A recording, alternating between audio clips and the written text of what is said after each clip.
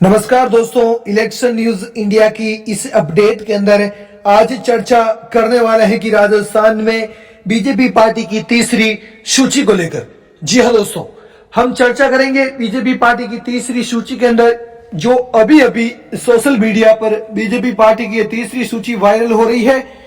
इनमें किन का नाम होने वाला है और ये सूची जो है कब जारी हुई है और इनमें किन किन का नाम होगा, किन से गठबंधन होने जा रहा है, उसको लेकर इस वीडियो के माध्यम से पूरी अपडेट हम बताने वाले हैं। तो साथियों, मैं आपसे छोटी सी रिक्वेस्ट करना चाहता हूं कि आप हमारे चैनल पर नए हैं तो प्लीज चैनल को सब्सक्राइब जरूर करें, लाइक जरूर करें। सबसे पहली सीट के बारे में बात करेंगे, नागौर लोकसभा क्षेत्र। कांग्रेस की तीसरी सूची के अंदर नागौर से आरएलपी के प्रमुख नागौर सुप्रीमो हनुमान बेनीवाल के साथ में कांग्रेस पार्टी ने गठबंधन किया है, अलायंस किया है। अब कांग्रेस पार्टी एक सीट नागौर के हनुमान के लिए छोड़ेगी। अब दोस्तों, कांग्रेस पार्टी एक सीट नागौर के हनुमान के लिए छोड़कर इस नागौर के हनुमान से पूरी बीजेपी की लंका ढहाने के लिए इन्हें इस्तेमाल करने वाली है। जी हां दोस्तों, हम बात करेंगे हनुमान बेनीवाल इस एक सीट के बदले कांग्रेस पार्टी को नागौर जो राजस्थान की 5 या 6 सीटों पर मदद करने वाले हैं और मदद भी बड़ी भयंकर रूप से होने वाली है, क्योंकि हनुमान बेनीवाल का इस 5 या 6 सीटों पर बड़ा अच्छा और बड़ा तगड़ा वर्चस्व और बड़ा क्रेज देखने को मिलता है। तो दोस्तों, नागौर के हनुमान बेनीवाल की इस बार बड़ी अग्नि परीक्षा हुई है गठबंधन को लेकर।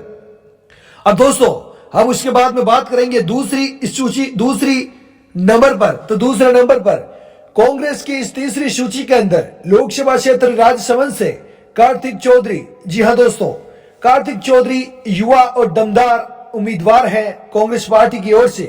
कांग्रेस पार्टी की ओर से एक राजपूत प्रत्याशी चुनावी मैदान में था, गोपाल सिंह ईडवा, लेकिन आज उन्होंने भाजपा की ओर जाने का मन बना लिया है। तो पार्टी अब कार्तिक चौधरी के ऊपर भरोसा जताती हुई नजर आ रही है। दोस्तों, आपको बता दें कि इनका टिकट पहले ही फाइनल हो गया था, इसीलिए गोपाल सिंह ईडवा जो है उनको पता था टिकट तो कार्तिक चौधरी को मिलने वाला है। भला अब कांग्रेस पार्टी में हमारा क्या काम, सभी भाजपा की ओर जा रहे हैं तो हम भी इनके पीछे चले जाते हैं।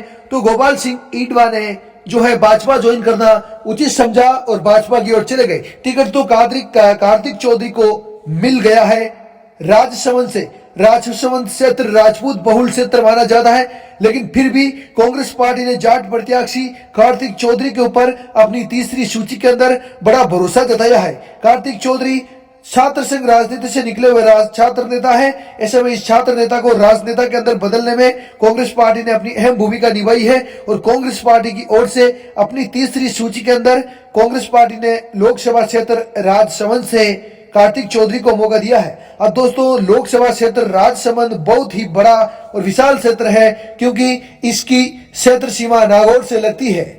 नागौर में जो मेड़ता और डेगाना विधानसभा है नागौर की, यह भी राजसमंद में शामिल है। यहां से कार्तिक चौधरी चुनाव लड़ेंगे।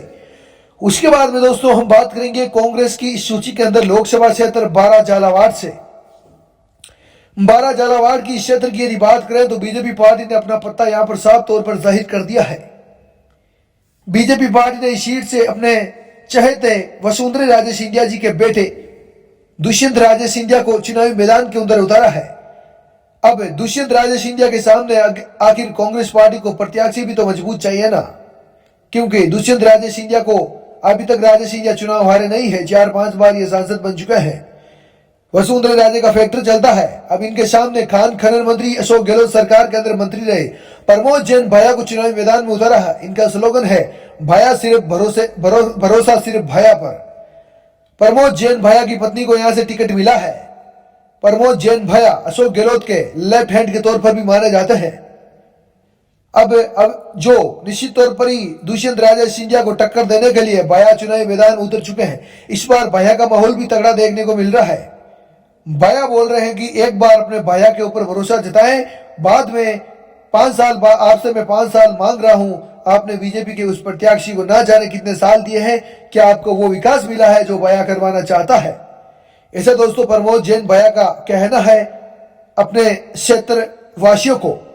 निश्चित तौर पर ही कांग्रेस पार्टी ने प्रमोद जैन भाया के ऊपर भरोसा जताया है। अब दोस्तों भरोसा जताया है तो इसके ऊपर भैया खरे भी उतरेंगे, क्योंकि भैया विधायक रह चुके हैं, बड़े मंत्री रह चुके हैं और यहाँ की जनता इन्हें चाहती है, इसीलिए बार बार भैया को रिपीट कराना चाहती है। लेकिन लोकसभा के अंदर भैया ने एक बार फिर अपना दाव पेच आजमाया है और भैया इस बार कामयाब हो पाएंगे या फिर नहीं हो पाएंगे। मोदी लहर चलेगी, मोदी फैक्टर के सामने क्या भाइयों का भरोसा रहेगा जनता के ऊपर। उसके बाद में हम चर्चा करने जा रहे हैं लोकसभा क्षेत्र बांसवाड़ा से। बांसवाड़ा एसटी लोकसभा सीट, यहां से दोस्तों कांग्रेस पार्टी को धोखा देकर गए महेंद्र सिंह मालवीय को, जैसे ही महेंद्र सिंह मालवीय बीजेपी पार्टी की ओर जाते हैं तो महेंद्र सिंह मालवीय को बीजेपी पार्टी गिफ्ट के तौर पर, इनाम के तौर पर अपना टिकट थमाती है, जिससे महेंद्र सिंह मालवीय बड़ा प्रफुल्लित हो जाते हैं। अब महेंद्र सिंह मालवीय के सामने चुनौती बड़ी मुश्किल होने वाली है, क्योंकि इनके सामने अलाइश में आए राजकुमार रोत, बाप पार्टी के राजकुमार रोत, 84 विधानसभा से विधायक राजकुमार रोत को पार्टी यहां से इनके सामने चुनाव लड़ाएगी। राजकुमार रोत और महेंद्र सिंह मालवीय का मुकाबला बड़ा कठिन और बड़ा संघर्षशील होने वाला है।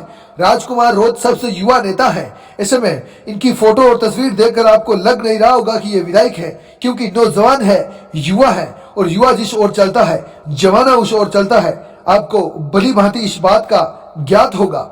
लेकिन इस बार महेंद्र सिंह मालवीय का सामना इस 84 विधायक राजकुमार रोत से होने वाला है। और बांसवाड़ा एसटी सीट जो है ये पूरी आदिवासी क्षेत्र मानी जाती है और आदिवासी इस क्षेत्र के अंदर राजकुमार रोत का जो दबदबा और जो क्रेज है वो वाकई देखने लायक है। किस प्रकार जो रैलियां ये करते हैं, उन रैलियों के अंदर ये जो भीड़ उमड़ती है वाकई देखने लायक है। उसके बाद में हम कोटा से बात करेंगे। अभी अभी बीजेपी पार्टी की हालत खराब कर बीजेपी पार्टी को पसीना छुड़ाकर आए इनके सबसे बड़े नेता कोटा से प्रहलाद गुंजल। जी हाँ दोस्तों, प्रहलाद गुंजल, ये जो आप तस्वीर देख रहे हैं ये है प्रहलाद गुंजल। कोटा से ये चुनाव लड़ेंगे और इन्होंने बीजेपी पार्टी से अभी बीजेपी पार्टी का दामन छोड़कर कांग्रेस पार्टी का दामन थामा है। और आपको बता दें कि हाड़ौती के अंदर इनसे बड़ा नेता अभी तो कोई हुआ नहीं है, इसीलिए इनकी और ओम बिरला जो कि यहाँ के सांसद है, इनकी कतई बनती नहीं थी। फूटी आंख भी नहीं छुआते थे ओम बिरला को बीजेपी पार्टी के अंदर प्रहलाद गुंजल। इसीलिए प्रहलाद गुंजल ने पहले ही ठान लिया था कि कोटा से जो ओम बिरला है इनसे दो हाथ करना है। आखिर देखे किसमें कितना है दम, देखे तो सही आखिर ओम बिरला में ताकत कितनी है, क्या मेरे सामने चुनाव लड़ने की ताकत है। ये बात प्रहलाद गुंजल ने बोली थी।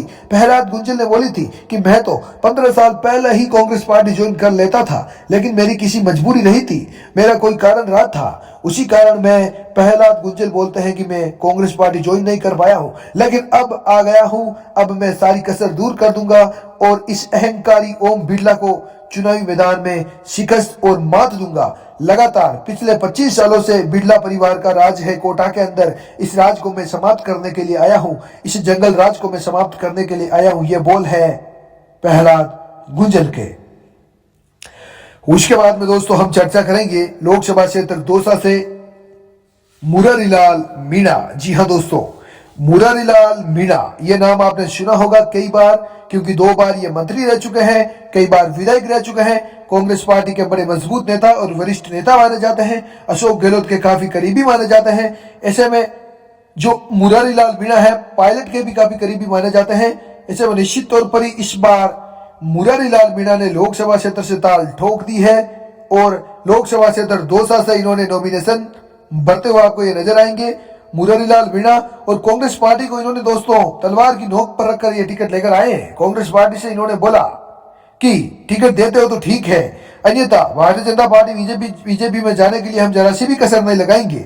ये बात मुरारीलाल मीणा ने बीजेपी पार्टी के लिए बोली थी और बीजेपी पार्टी भी नहीं चाहती थी कि कोई ऐसा सीनियर नेता जाए जिससे पार्टी की साख के अंदर ठेस या आंच पहुंचे। 2 बार मंत्री, पायलट समर्थक, दौसा विधायक किरोड़ी के चहेते किरोड़ीलाल मीणा के ओपोजिशन पार्टी में होने के बावजूद भी उनके चहेते मंत्री माने गए हैं मुरारीलाल मीणा।